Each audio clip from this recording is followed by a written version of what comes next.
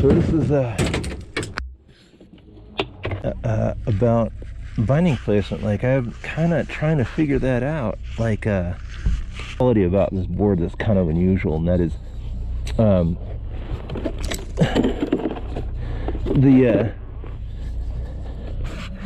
the tail shape, the nose shape. The tail's really wide, it's like a fat bottom, you know, and it's got taper. So this is the wider end, only by 2 millimeters, but that appears visually, it looks way wider. So it kind of sends your head into a kind of a strange, like, you know, I think I'm in the right spot right now, but it might have to go back 1/4 of an inch. I don't know yet, but a fucking pretty badass snowboard. We'll see. All right, from here to here, I fucking love this thing. I fucking love it. Right now, I'm looking at this. So so that line right there is the tail of a Skunk Ape 2 C2X. Anyway, I'm gonna ride it more today and figure out what's going on with that, and then try to figure out exactly where I want my bindings. That feels close, a little bit in the back seat, but that fat ass, big bottom ass on that thing. Anyway, yeah, this thing I can go in. The thing that I'm most interested about with this thing is that tail. The tail's got, I don't know, man, it looks I know there's taper in it, like that and that. This is 2 millimeters wider than that, but that visually looks like it's a pig, you know. And yeah, ride and switch, like, I'm old, but every once in a while I'll throw a switch, and that is confidence inspiring nose, man. Like, that is a non-hook switch nose. The other thing I found is weird, it's like, I'm looking around, I'm like, well, what is, well, the Cold Brew has a taper too. This is a taper of 2 millimeters. Cold Brew's like that, Dynamo's like that, Bank Country's like that. They all have 2 millimeter. All these boards that people are raving about, they have a 2 millimeter deal and taper. And so this is right on those specs. And fuck, man, like, I guess we're gonna find out, but pretty stoked. So we lost power. I was on the lift for about 25 minutes on a new snowboard day. I put about 300 feet from, you know, elevation from one lift to the other. I got off the top of the lift, like, yeah, power's out, gotta go down. I'm like, everything that's wrong, in my opinion, and the E-Jack's a great snowboard, but everything that's wrong with this, with the E-Jack, is right with this board. It's, yeah, I'm stoked.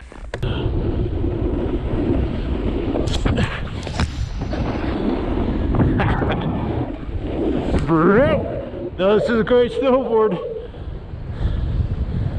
Oh, I'm feeling it. And I can tell you, oh, dude, that is nuts. Oh, it's nuts. Fuck yes. I want to talk a little more about nose flex, and like, here's the nose on this, like I was saying earlier, it's between the Bird and the 62 wide E-Jack, 62, both of them. The nose is right in between there, and it, like, you can get, if you're charging hard, leaning into it, you can get the nose of a Bird to blow out on you. Like, it just is wide, and torsionally it'll just give on you a little bit, where the E-Jack will never give on you. The fucking thing. This is like a sweet spot between those, and so, like, it bites the right amount of snow.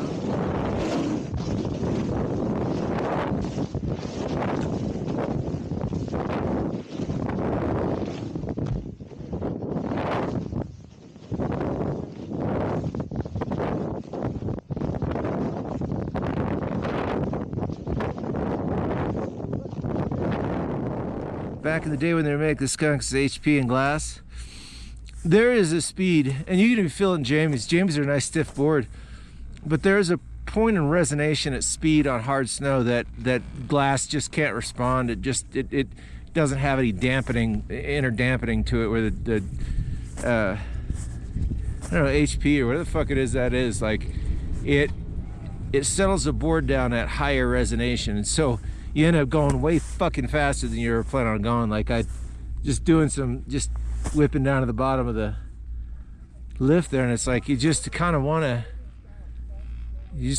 stand on it and just see how goddamn fast you can go with it, because it was like a fastest. I telling stories, fuck, here's a story, back it up. It had 72 miles an hour on a 169 Skunk 1 HP.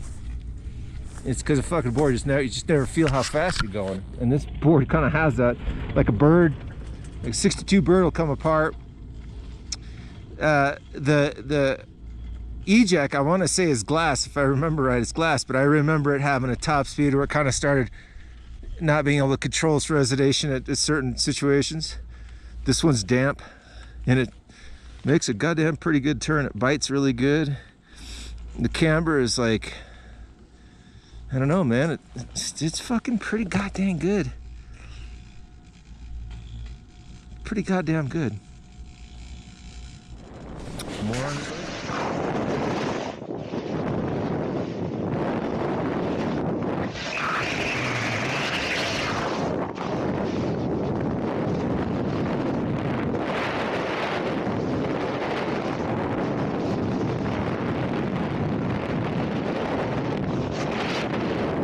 Symmetrical for like low angle shit, like park stuff and groomers and stuff. Like it does that better than birds do. It just does. I don't know, man. This board feels like it's kind of a quiver killer. Ooh, it is kind of a quiver killer. It's kind of like you know, the quiver killer came out in a 59 wide. It's wide enough and didn't have magnet. Had a little taper, like had all the good shit, but it was just a little short for me. This board isn't too short. This board feels pretty good.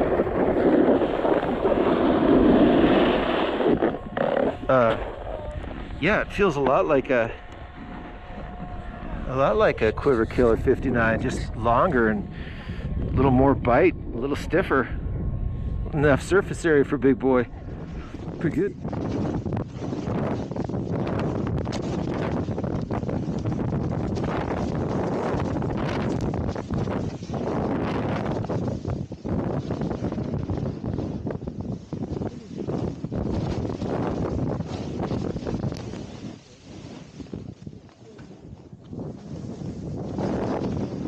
So this is it.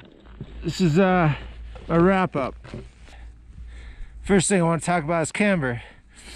It has camber, but it's pretty mild, man. I'm saying, like, it's got the camber that's equivalent to like what the Hot Knife was, what the Quiver Killer was, what the Bird 62, I'm not sure about the other ones, 67.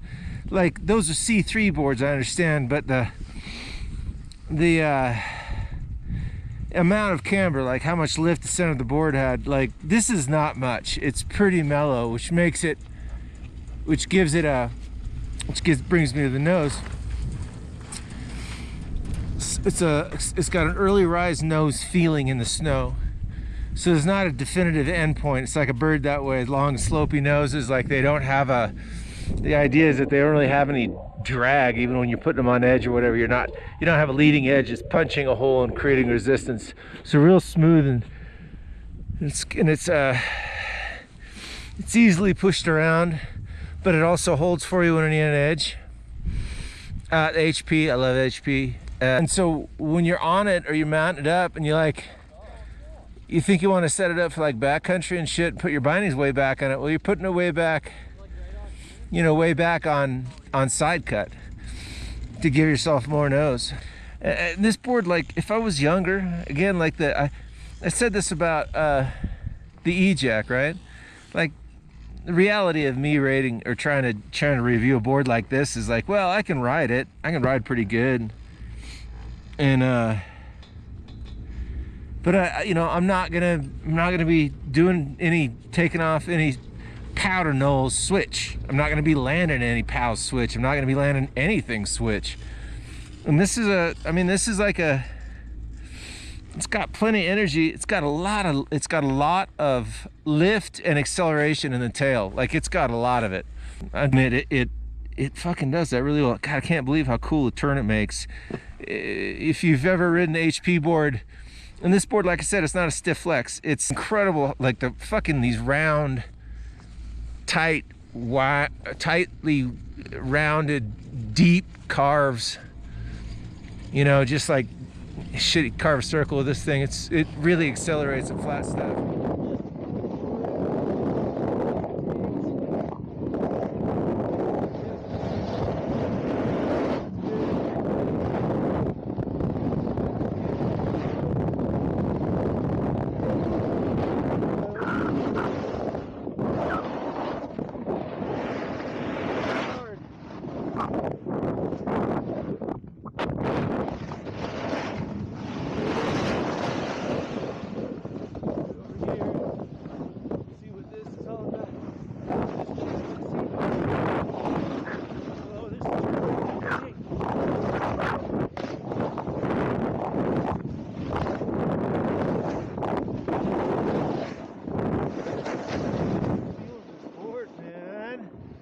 A few more words about it.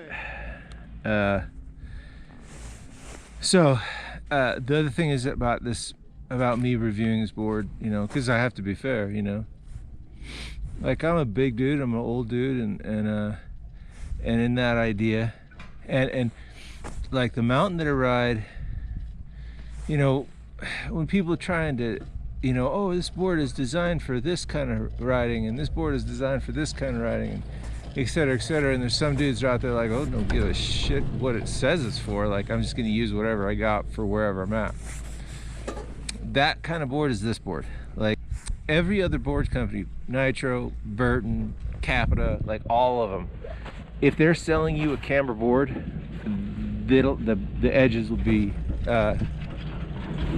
the edges will have a bevel in them.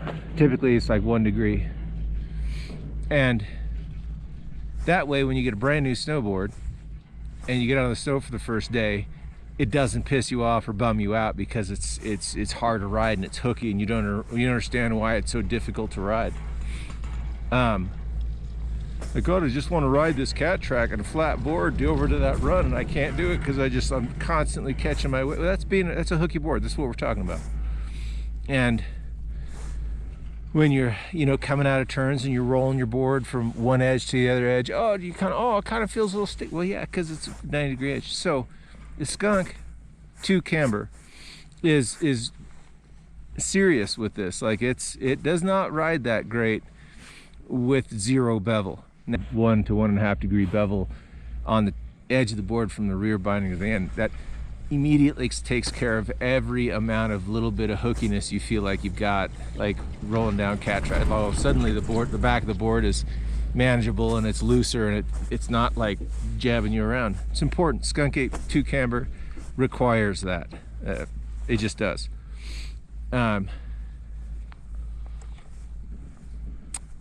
And so, in addition to that, the Skunk Ape 2 Camber is a resort board. It's like